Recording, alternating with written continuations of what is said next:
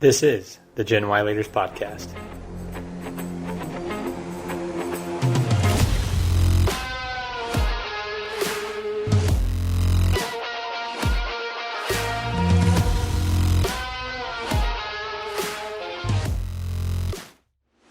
Welcome to the Gen Y Leaders Podcast, where we guide millennials to become the next generation of business leaders and entrepreneurs.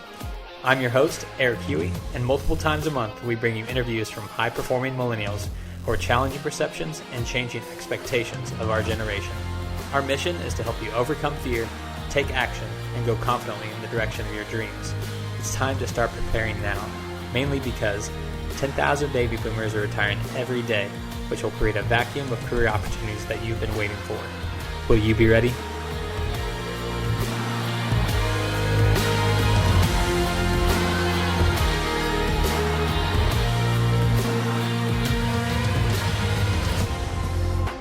On this episode, we interview Gage Fletcher, attorney and owner of Fletcher Law Office, LLC, a civil litigation firm here in Kansas City. This episode is straight to the point, and Gage gives listeners 5 legal tips that are helpful for small business owners. One housekeeping item before we jump into the episode: the information discussed in this episode is intended for general information purposes only. Nothing included in this episode should be considered as legal advice for any individual case or situation. The information discussed in this episode is not intended to create, and receipt or listening does not constitute an attorney-client relationship. I hope you guys enjoy this one and have some actionable takeaways. Again, it's straight to the point with 5 legal tips for small business owners. Here's my interview with Gage Fletcher. Mr. Gage Fletcher, welcome to the Gen Y Leaders Podcast. Thank you very much for having me. I'm very excited about that. Yeah, for sure. This will be a great episode to provide some good general advice to listeners and potential small business owners. Sure. Or current ones for that matter. Mm-hmm. So if you could just kind of set the stage for listeners and explain who you are and what you do for a living. Absolutely. So my name is Gage Fletcher. I am an attorney here in Kansas City. I have a law firm at 45th and Madison next to the plaza in Kansas City called Fletcher Law Office. And we are a general civil litigation practitioner that focuses on plaintiffs' personal injury litigation. And I grew up here in town, went to KU for undergrad. Then I came back to Kansas City for my law school, and then that's how I got started. So. Yeah, very nice. Been in business about 6 months now, right? That's right. Yep. Very good. How's it been so far? It's been great. A lot of help from a lot of people, and we're doing well right now. We just, like I said, moved into a new office over at 45th and Madison, so that's great to have a new space, and excited about it. For sure. Congrats on the growth this far. I have no doubt that you'll continue to grow and thrive. Thank you. For sure. So another key question I ask every guest is what's your why? What motivates you every day? Why be an attorney versus any other career path? So my why right now is definitely this law firm. It's something that I think about all day. It's a lot of work, but it's what I feel compelled to work on all day, and it's what I'm excited about. When I get up in the morning, it's what I'm focused on and where I want to spend my energy. So that's definitely my why right now, is to continue building this and to hopefully create a legal resource for people in town that they can trust and they can come to with their legal issues and know that they're going to get some good help. Awesome. That's a great vision. So walk us through your career thus far. Sure. So I started as a prosecutor in Greene County, Missouri, which is out in Springfield. I don't know if you spent any time out there, but it's a great place. Had a lot of fun out there. Really enjoyed it. But I got my start out there as a prosecutor with the General Crimes Unit at the prosecutor's office. Very cool. It was a lot of fun. Yeah. It was great for me as an attorney because we had a lot of hands-on exposure very early in court and dealing with trials and preliminary hearings. And I've always felt that with new endeavors or with new jobs, things that you have to learn and get good at, it's always best to find a way that you can have that hands-on experience early, where you're kind of thrown into it and you really have to kind of figure it out, and it's kind of a sink or swim type situation. I think that's always a very advantageous way to go about it, and that's exactly what the prosecutor's office was there. I was in court just about probably 3 or 4 times a week, and I'd say at least once a week we probably had a trial or a preliminary hearing that would actually go. And so got a lot of really good hands-on experience doing that early on. Definitely. What's the courtroom experience like? Oh, it's great. I mean, it's something that I think very early on in every attorney's career, they kind of get a feel for what their desire is to be in court. For me, I love it. It's one of my favorite things about the job. I love being in court. I love advocating for my clients in court. And it's a lot of fun. I mean, it's you see a lot of there's a lot of variation in it, of course, especially when you're talking about criminal cases versus civil. It's a lot different. But it was great for me when I started out as a prosecutor, just getting in there and getting familiar with it. I'm all about building that muscle memory early, and that really gave me a chance to do that. Sure. So every aspiring entrepreneur, I think, has fears of what could happen. So now that you've kind of been in the driver's seat, so to speak, for 6 months, what's surprised you? I'm sure there's things that have gone really well that you thought might go not so well, and yes, vice versa. Absolutely. A lot. Yeah. There's a lot. And a lot of it is not even necessarily legal in nature. I mean, when you're starting, when you go and you start a law firm, you're starting a business. And there's a lot that comes along with that they don't teach you about in law school, obviously. So you really have to develop, almost a desire to learn a completely new practice, and because it is completely different. And for me, what's been very important is to develop a resiliency, which I think that I had already done before that to an extent, but especially now, you have to be able to respond to adversity in a certain manner that's positive, and it's going to bring you past the issues that do arise.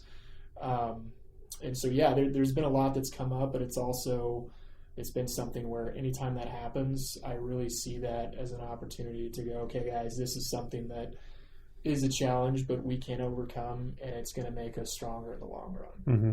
You say you have people on your team? Yeah. Okay. So right now it's myself. We have a law clerk, and we have an accountant. There's a CPA that we consult with to, figure out how things should be structured and just to make sure we're in check with that. So that's where we're at with the team right now. Very cool. That's a good number of employees to have it 6 months in. Yeah, absolutely. That's awesome. Congrats. So Gage, we're going to get into about 5 tips for small business owners. This is an important preface here for listeners that this advice should be taken as only general advice, just a conversation between Gage and I. If you want to take action on any of these steps or these tips, I would encourage you to seek Gage directly, reach out to him directly, or a qualified licensed attorney. Anything else to add to that disclaimer? I think that's great. Okay. I think that's great. It's a great way to put it. Good deal. Thanks, Gage. All right, sir. Well, the floor is yours. If you want to kind of lead us through your top 5 tips that you have for us, that would be great. And I might interject and add some color here and there, but feel free to take it away, sir. Sure thing. Okay, so I put this list together with, obviously a small business to start out with in mind. So a lot of people, such as myself, really, that went on started a venture, and it's allowed me to kind of interject my experience with it, with a small business. And then just, we get a lot of calls from local businesses that need consulting, and that's another thing that's allowed me to develop some experience with it. So the first one that I wrote down here is very particular, and there's a reason that it's at the top, because it's very, very important. I can't stress that enough. The number one tip that I wrote down on this list is for people, for business owners, to be very cautious about what they say and about what they publish.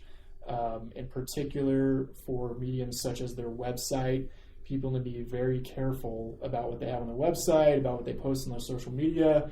And then in addition, into just everyday correspondence, they need to be very careful about that. And here's the reason why.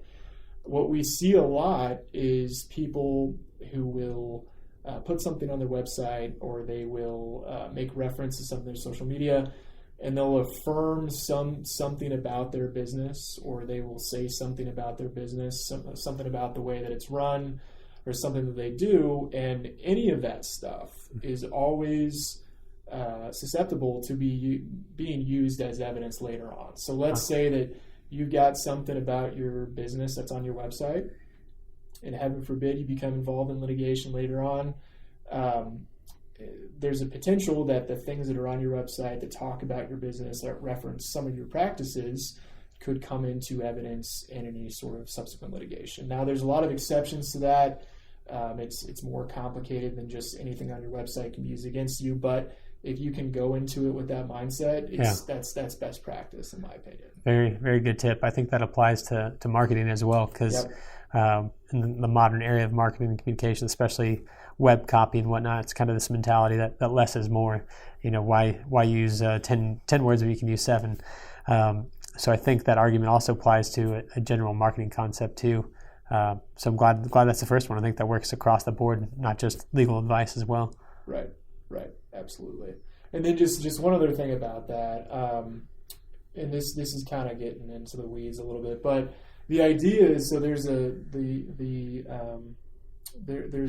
I think everybody's heard of the rule of hearsay, which is that you cannot use an out-of-court statement to prove the truth of the matter asserted, which is legal jargon for basically saying that you can't take what someone writes or what someone says out of court and then bring it into court and use it against them without the proper foundation. Gotcha. An exception to that is when your opponent in that lawsuit says something or writes something that's directly related to it. If they are opponents, sometimes in certain situations that can come in as what's called an admission by a party opponent. So that's the only particular there that I wanted to know. But moving on, the second thing that I wrote down here is I guess more sequential with kind of the process that should be taken early on. I think that it's a great idea to reach out to a CPA, somebody that's had a lot of experience with the actual structuring of a business and figuring out what the best structure for the business is for what you're trying to do with the business. And so early on, if you can reach out to a CPA, someone who has a practice of talking to people who are starting those ventures, I think that's really going to give you a good advantage starting out and figuring out where you want to take it. Sure. And as far as structure, you mean like LLC versus corporation? Exactly. Okay. Yep. There's a lot of intricate procedures that need to be followed there, depending on which one you want to pick. And a lot of people, myself included, aren't exactly well versed on the specific type of structure that you need to take. So to have someone kind of give you a diagnostic rundown of what you could set it up as and what it could look like is a really good thing to have at the start. Yeah. So great tip. Yep. Number 3 here that I wrote down is relates to probably when you get a little bit bigger and you have a bigger staff. It relates to employee policy manuals. So things that are included in a company's policy manuals, so policy and procedures and things that involve employee directives, so how employees are supposed to react to certain situations. The third tip is to also be cautious of what those manuals say.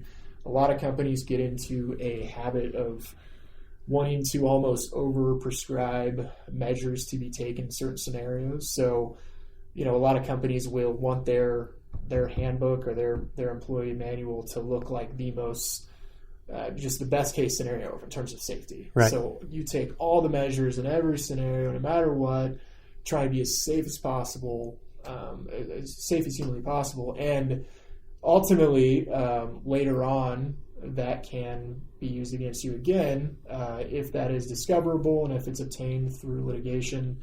Then there's always times where that can be used against the company. If something goes awry that is a departure from those procedures, they could be used against them. So. Gotcha. Yeah. So if someone had a really detailed employee handbook about how to let go of an employee and that employee was not let go in that way, then somebody could come back, that employee could take action on the business. And say, hey, the manual says you're supposed to do this way. Why wasn't that done? Right. And so we see that quite a bit. And that's not to say that you don't want to be very diligent and you don't want to advocate for a strong sense of safety protocol at your company, but just keep in mind that if something isn't practical, if it's not feasible from a safety standpoint, then don't put it in your manual, because then, when you don't follow it, it's going to look like you don't follow your employee manual. Right. So is that a similar strategy to the first point then, as far as kind of taking the less is more mentality to a certain degree? Yes, I would say to a certain degree, yeah,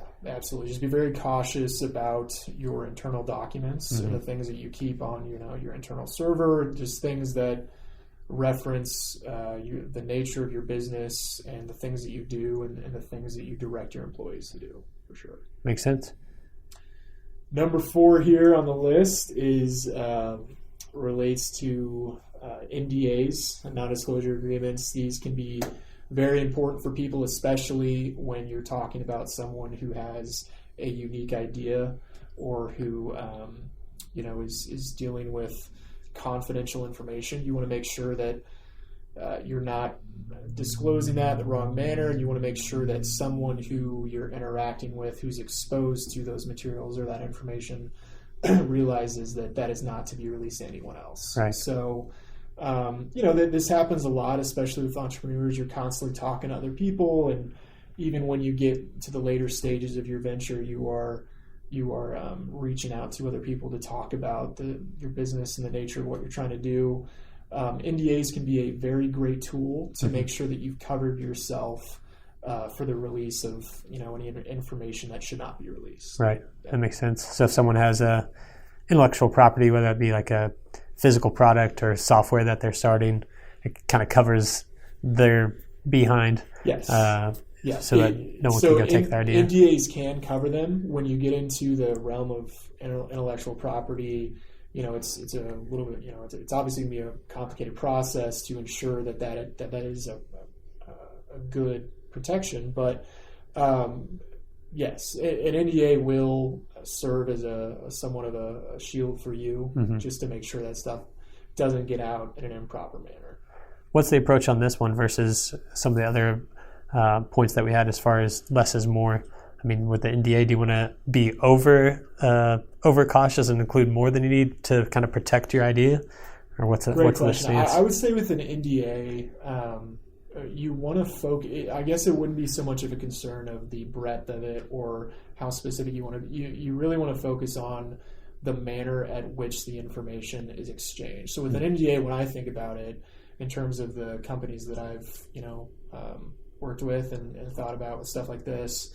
You want to make sure that it talks about and it addresses the manner at which the information is supposed to be confined to that interaction. So it's basically with an NDA, you're really getting them to consent and affirm and acknowledge that they are not to provide that information to anyone else, and that if it's done, if that does happen, it's not on you. Yep. It's you taking a step to make sure that stuff doesn't get out. So to answer your question, depending on the information that you're working with, I guess would be kind of the contingency of whether or not you want to make it very specific or very broad. Right. Yeah. And how and I guess on that point, to the opposite end of the spectrum, going more basic.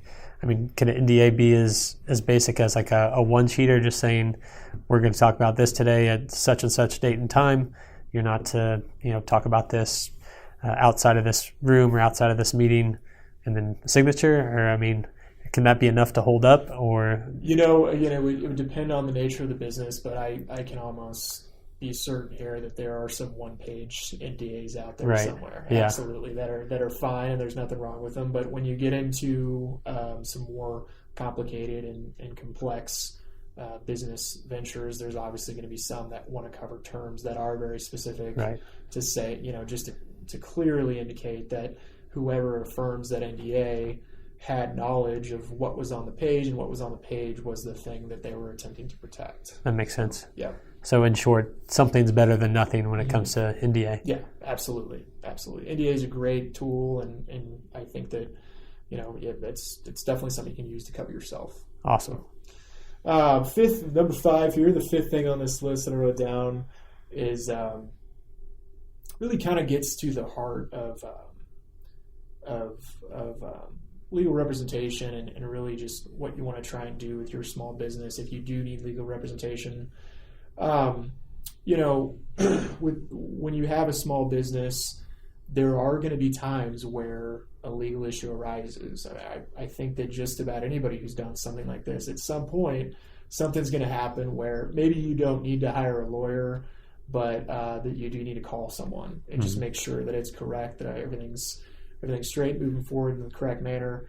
But the fifth tip here is to try and resolve this stuff with the adverse party without the need of filing a lawsuit. And that can be done with the help of an attorney. It can also be done, just without one. But the fifth tip is to try and set things up to where you can avoid litigation.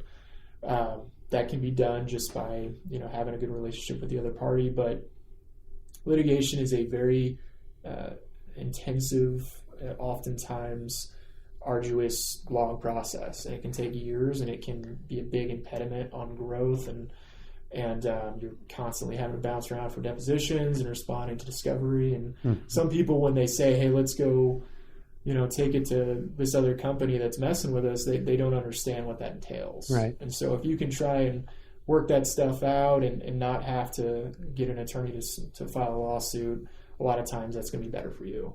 Awesome, Gage. Well, those were great 5 tips. I really appreciate your time to dissect those and give us some context around each one. Absolutely. To book in the show, I usually wrap it up with a few questions. One being, what books or resources have made a positive impact on your personal life or business life? Yeah, absolutely. So I did quite a bit of reading and research before I went out and started this law firm. Right now, I'm reading some stuff that's not necessarily legal. But when I started out, some books that were great for me in my law firm was, there's one called E-Myth, which I don't know if you've heard of that, but they have a law firm specific E-Myth, which is great from a business point of view. There's a book that's just called How to Start a Law Firm, and I think it's by, I forget the author's name, but it's great. Kind of walks you through step by step all these different scenarios that you need to be aware of. And then some stuff that's specific to my practice now that kind of just is more of the actual advocacy part. One of them is Rules of the Road, which is a great book. There's a book called Don't Eat the Bruises, which talks about your client's journey through the case and how to represent that well in court. Cool. And then aside from that, right now, a book that I'm really into is called 0 to 1. I just heard that. Actually, just bought it off Amazon. It might be at my doorstep when I get home tonight. Yeah, it's great. It's great. So I'm really into that right now. And one of my favorite things about that book is just really. I mean, I'm sure you have read a decent amount yourself. And what I find a lot with business centric books and entrepreneur centric books is that there's a lot of filler to it. A lot of anecdote. Yeah, there's a lot of that. You're kind of like. The first 3 chapters is basically just talking about what the book is.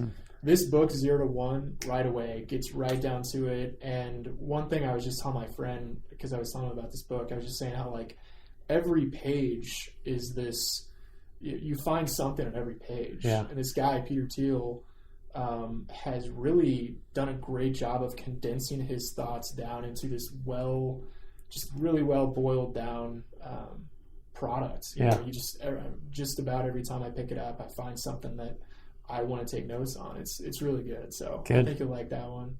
Awesome. Can't wait to crack it. Yeah. And then the last question is just, where can people best get a hold of you if they want legal advice or just entrepreneurial advice? Sure. So my website, FletcherLawUSA.com. My email address is Gage@FletcherLawUSA.com. I'm on Instagram, Facebook, Twitter, all that stuff. They can find me. Awesome. And just to say, I do hope that they do reach out to me with anything. If there's something that is legal in nature they want to talk to me about, I'd love to speak with them. And if it's something that I can't represent them on, I will definitely do my best to point them in the direction of where they need to go or something that can help them out with. So. Awesome. Gage, really appreciate your time tonight. Sure. Thanks for having me. That wraps up today's episode. We hope to have brought you some valuable key takeaways. Most importantly, whatever you learned, take action on it. Apply it to your life. Apply it to your career. Motivation and inspiration only come as a result of taking that first step. So if you're enjoying the podcast, don't forget to like and subscribe on whichever platform you found the show. You can also follow us on all the major social media platforms or contact us directly at genyleaders@gmail.com. That's GENWHY leaders@gmail.com. Until next time, I'm Eric Huey, and thanks for listening to the Gen Y Leaders Podcast.